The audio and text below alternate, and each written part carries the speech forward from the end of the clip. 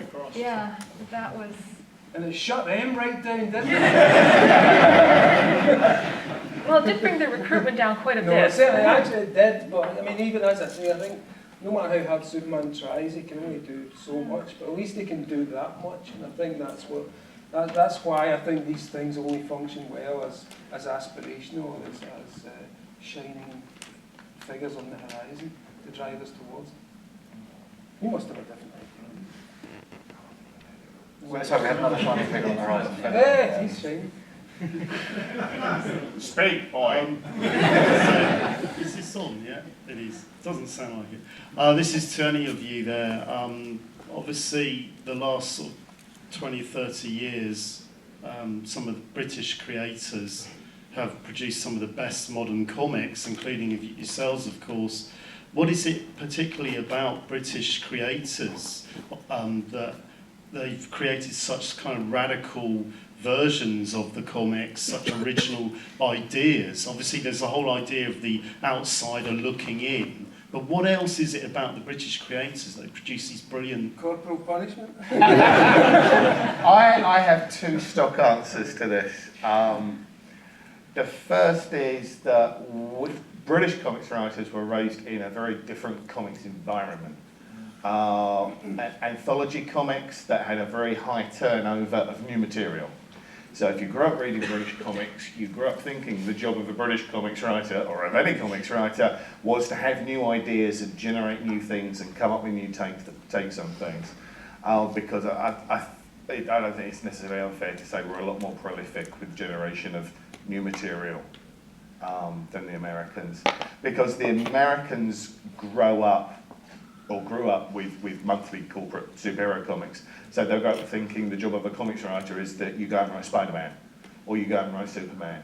It wasn't necessarily an environment that suggested there was space for you to bring new material and your own ideas to market. The other answer I give is all the British comics writers had girlfriends and the American ones didn't.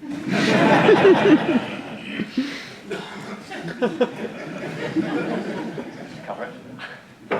Which, yes, I think covers its own, yes. Pretty much. Also, we better culture, we better TV. We grew up on Play for Today and Dennis Porter, Yes. and all that stuff was influencing us, not just the comics. We had newspapers with news in. We had Top of the Pops and Jimmy Savile. Talk about culture, we had it. Oh, yeah. Top of the Pops is actually a really interesting example to use, because I remember having to explain this to my daughter. Top of the Pops was a weekly television show on which, in the same half hour, you could see, oh God, what was it? It would be like it would be the Clash. And then Status Quo, and then some pop band, and then Laurie Anderson, and then, I don't know, Half Man, Half Biscuit. It was because we had common culture back then, where everyone watched the same things. The music programs had to reflect everything the audience was listening to. So packed into that half hour would be 6 or 7 utterly different musical genres, and you get exposed to all of them.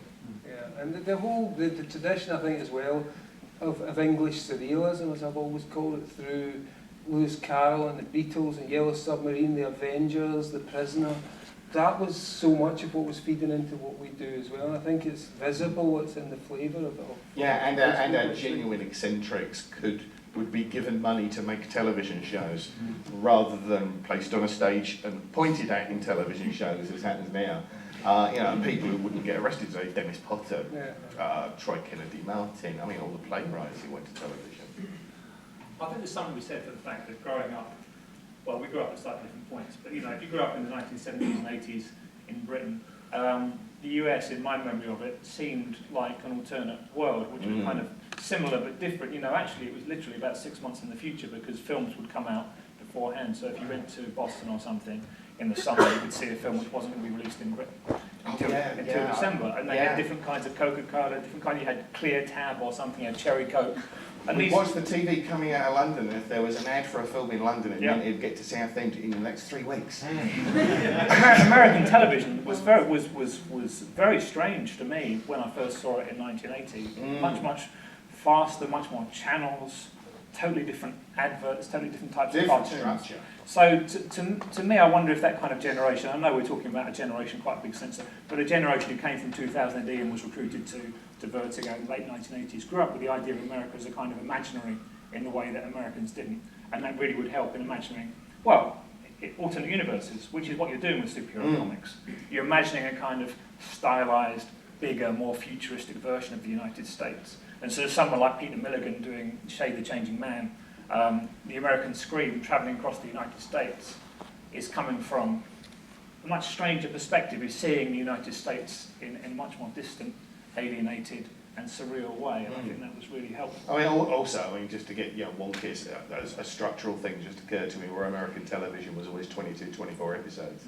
British television was 6 episodes and then there'd be something new.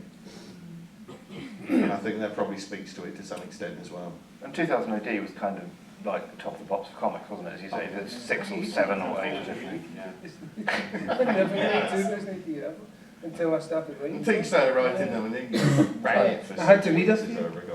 So television is for appearing on. Did you write it on ecstasy at one point? I wrote Really and truly, yeah. on one day, 48 Yeah, pages. that's what I heard. In 1 day. On a drug called a snowball. And 300 years ago. Great discussion. Okay. Yeah, I've got no idea if we answered the question. Can I add something, being the one person here Terrorism in America. who was not raised, I was not raised in England or in the US. I was raised between Saudi Arabia and Switzerland with intermittent trips to the US to visit my mother's family.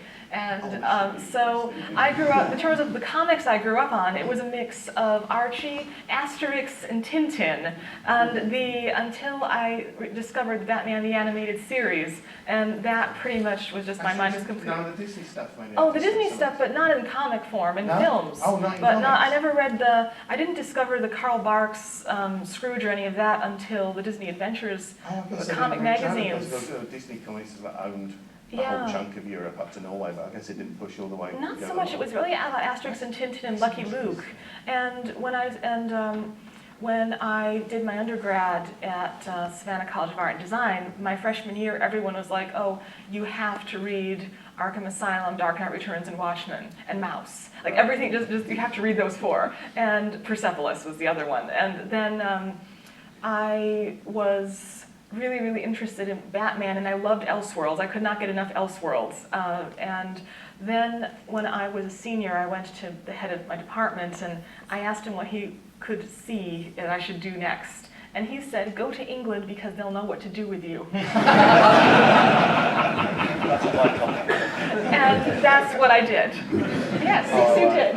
And when I went back there in 2009 and told him and thanked him for that piece of advice, he goes, I don't even remember saying that. Well, you did. I think we have time for this gentleman's last question, and then we'll have to wrap. Going back to this point about generating new ideas, the American comics did in the 50s, 60s, 70s introduce new characters at a great speed, right? But somehow the last 25, 30 years, it's sort of slowed down.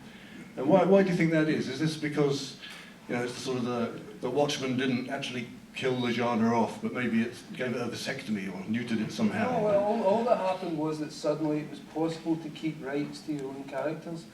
And so nobody wanted to create characters for Marvel or DC when they could create their own and earn the money off them.